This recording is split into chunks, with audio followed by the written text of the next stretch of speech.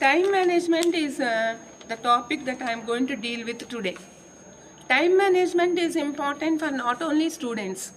For every class of society, time management is important. In the olden days, when a man or woman said that she has no time or she is very busy, people used to think that that person was very, very rich or influential or in a very good job. So it was a status symbol in the olden days to say that they don't have time. People also used to respect such people.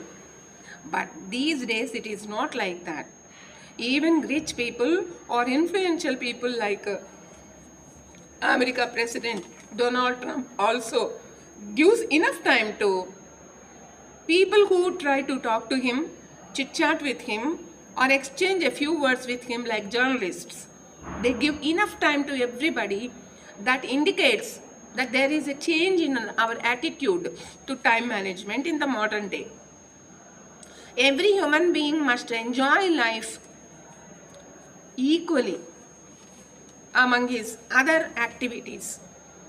Working on his project or doing only official work is not enough for a human being's life. He has to give importance to his personal life also, to his family, to his friends, to his social life, to his entertainment, to his other activities, to his job, to his money maintenance, such things. So, only concentrating on one work and saying that other things are not necessary is not the right perspective. So, people must give importance to all things in life and equal importance must be given.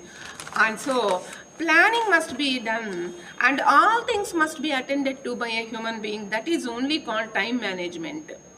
So, the first thing for time management is prioritization. Prioritization means giving importance to every work but taking up the work that is very important, which needs our attention immediately. That is the first thing. So we have to list out things that we have to do according to their importance. First thing is what? And then if we start a particular thing and it can continue on its own for some time, we have to continue, we have to start it first. And next you have to start another work. Let the first work be going on and then let the second work be started. That way we have to prioritize work and then we have to have a goal.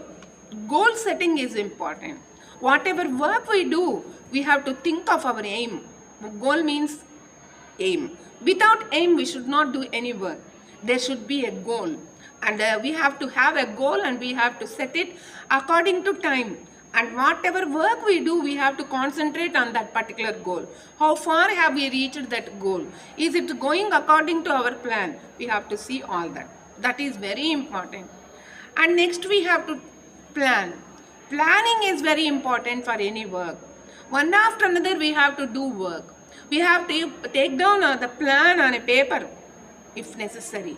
Whatever thing it is, whether it is going for shopping or whether it is doing everyday work or whether it is studying for your examination or taking up a construction, taking up a project, for everything planning is important. We have to write it down on a paper or at least note down in our diary.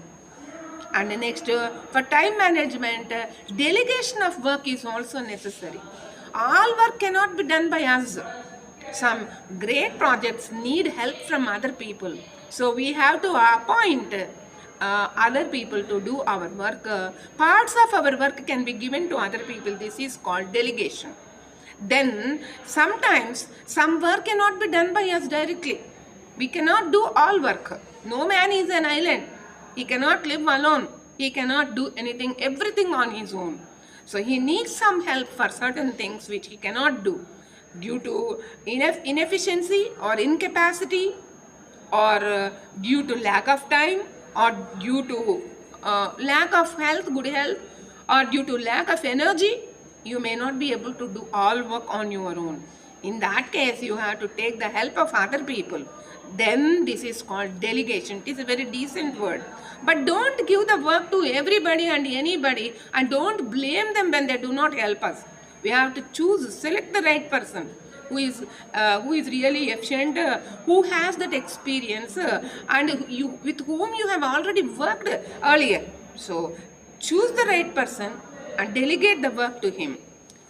And when a work is given to you, don't just accept it. Try to see whether you can do it or not. That is why you must understand your strengths and your weaknesses first. And when you are able to understand your strength, you will be able to understand whether you can finish that work or not, according to the expectation of the giver. If you are not able to do that work, don't take up that work just for prestige sake or just for helping that person.